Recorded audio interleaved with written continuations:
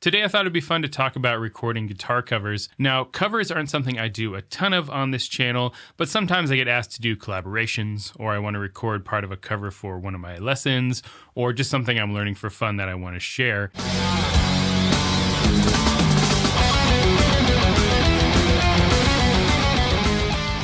And there are a couple of different ways that you can record guitar covers, so I'm going to talk specifically about the recording process here, not necessarily the process of learning a song. That may be a separate video if you'd like to see that, where I'll kind of go through my process of actually learning a song to cover. But today I want to talk about 4 different approaches that you can take from a recording perspective when it comes to making covers. The first approach I want to talk about is doing a raw cover on your phone or with a camera with raw live audio, nothing direct in, right? So just getting the sound from the camera or from your phone. And this can be a really good way to record guitar covers.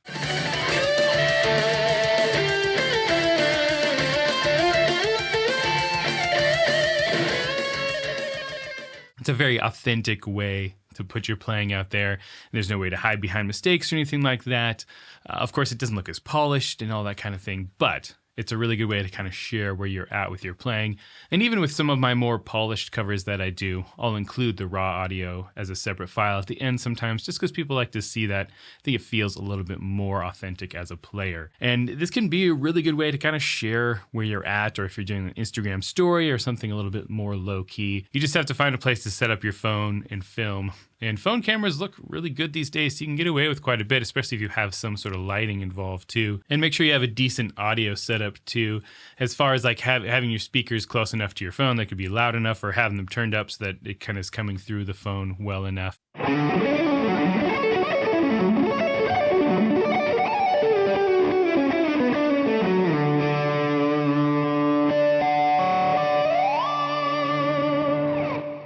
You can also decide to get some of the string noise of the guitar. You know, if you put your phone close enough to the guitar, that can be really cool too. Sometimes it's fun to hear like the actual pick of the guitar hitting the string.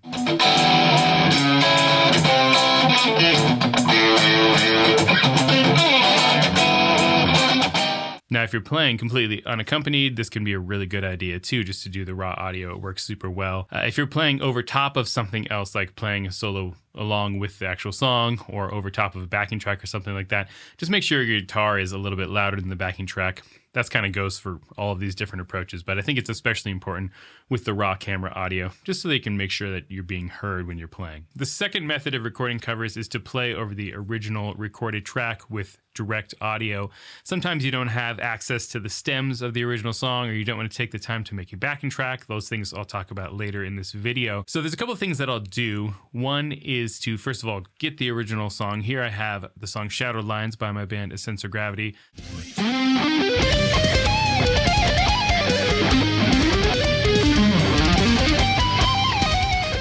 I didn't have access to the original recordings. It's been so long since we did this album that I didn't have access to that, and I didn't feel like splitting out the stems or anything like that. So what I did was I took the original mix, I grabbed an EQ, and I found where the guitar solo was sitting the most present in the mix, and that was about 1K. So I grabbed an EQ just in the middle where the solo was, and I pulled that way down so that when I'm playing my new cover of this, the original solo is kind of gone from the mix. Now, of course, this is affecting the whole mix and taking out that part of the mids from the whole mix, but it makes for a much better cover because my new solo I'm recording is really coming through, and you're not hearing the sort of clashing between the two solos. So I'll play the original track here, and I'll turn this EQ off, and then I'll turn it on.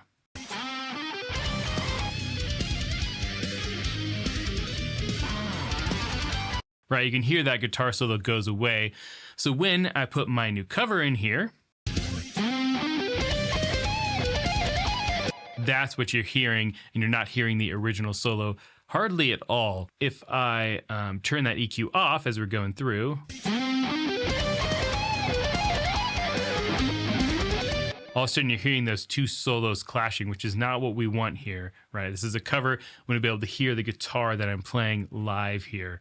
So that's one really good approach for doing this. If I do covers like this, where I play over the original track, this is my own solo, but it's basically the same approach I would use. I've done this a number of times. I'll find the original solo and kind of take it out with an EQ. Of course, I kind of crank my solo over top of it too, and I'll kind of boost those frequencies in the solo that I cut from the full mix, just so it kind of brings some of that element back. You know, it's not the most pristine thing, and you're kind of messing with the original mix of the song a little bit. But for a cover, this is a really good approach. Now, of course, there are AI tools now that will split songs into stems, and you can kind of control each part of it. And we'll talk about that in a second, but sometimes that just takes too long. It's too much work, or maybe you don't want to pay for it, which is totally fair. So this is a really good approach that I'll use when I'm recording covers. I did this for various solo covers. My cover of the Zagreus solo by Periphery.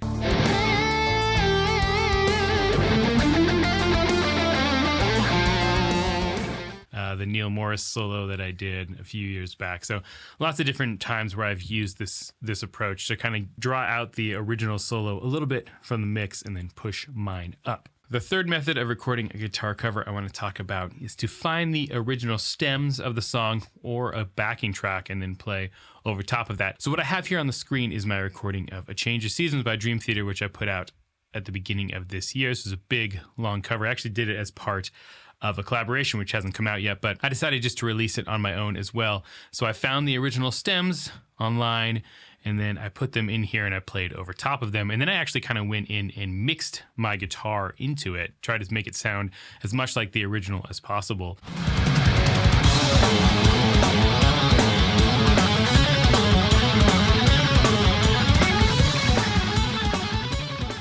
So this was much more of an involved project, obviously because this song is 24 minutes long, but even if I was doing this with a shorter part, it'd be really involved to do it this way. I actually kind of, did some processing on the stems as well, and like did some automation and mixed my guitar in as much as possible. And you can see I did tons of takes on all the rhythm guitars and stuff like that. And so when I was recording the rhythm guitar parts, I recorded them before and then I did the video later. So it's more of like a miming thing in that particular case.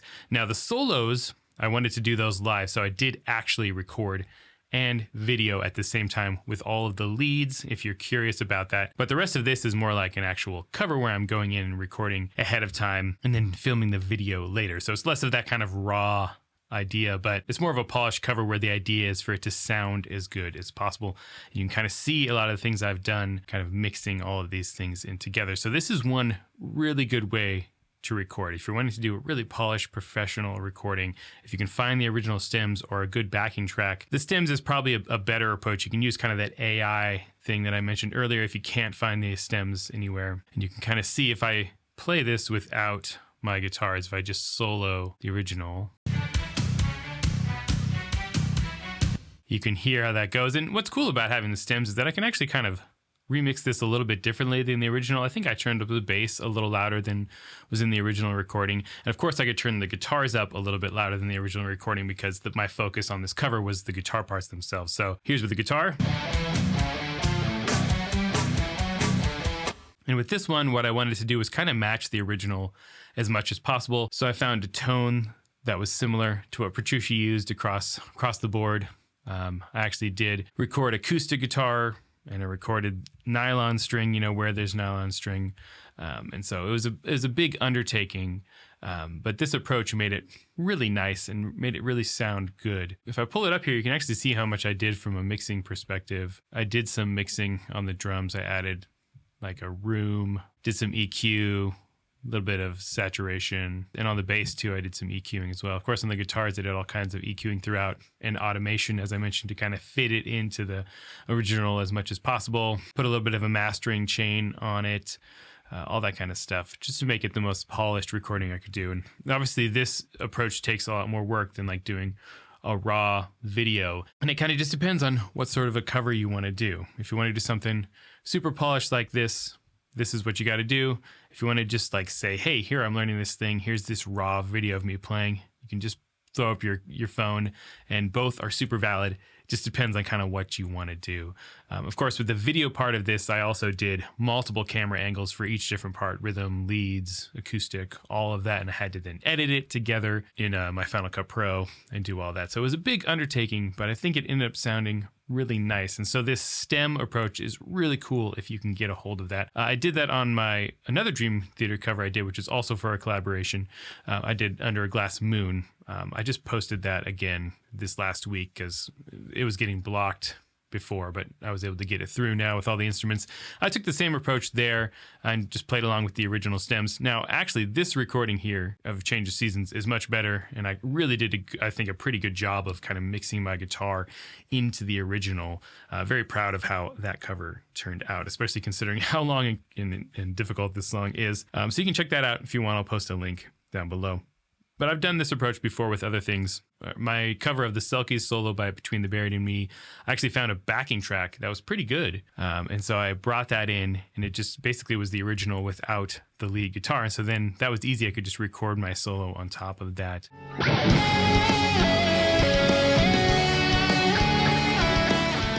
A little bit less work than kind of finding the stems and mixing everything together. But that's the approach I took for this, and that's a really, really good way of playing a cover. Definitely a lot more work, as I mentioned, but you'll end up with a really good final product. And the fourth and final method I want to talk about when it comes to guitar covers is recreating the backing track yourself. Now, this is something that the best cover guitarists do on YouTube all the time. Well, they'll recreate the entire song, from the ground up, build all the drum parts and guitars and everything like that. And this is super time consuming, especially if you want to do it properly. And I haven't actually done this myself too often. The one good example I have here is when I played the Time solo by Pink Floyd. I wanted to recreate the backing track just because there wasn't a good one out there, and I wanted to try to do this more appropriately. So I kind of actually went in and copied the original drum part and the bass and the guitar, keyboards, all that kind of stuff, try to make it sound like the original. Obviously my drums sound a little more modern, but it's kind of in the right ballpark.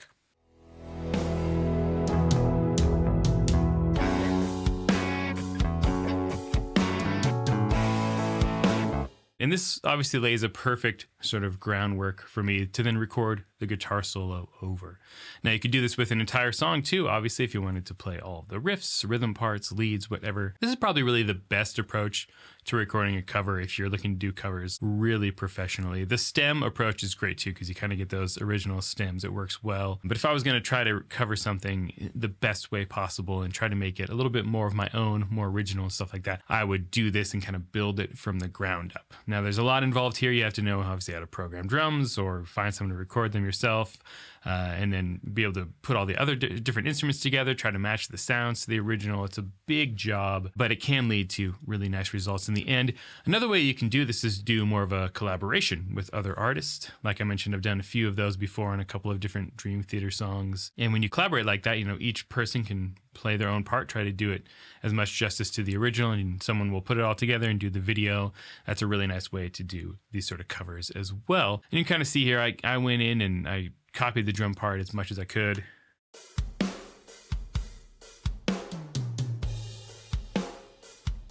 Obviously the kick and snare a little more kind of modern. The bass. And here I didn't even record bass myself, I just programmed it, but I could have recorded bass as well. Do the rhythm guitars.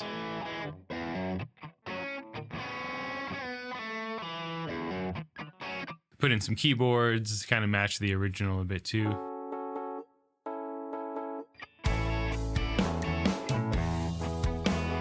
And this laid a nice foundation for me to actually record the solo. So then I mixed that, sent it out to another track, and then recorded the solo on top.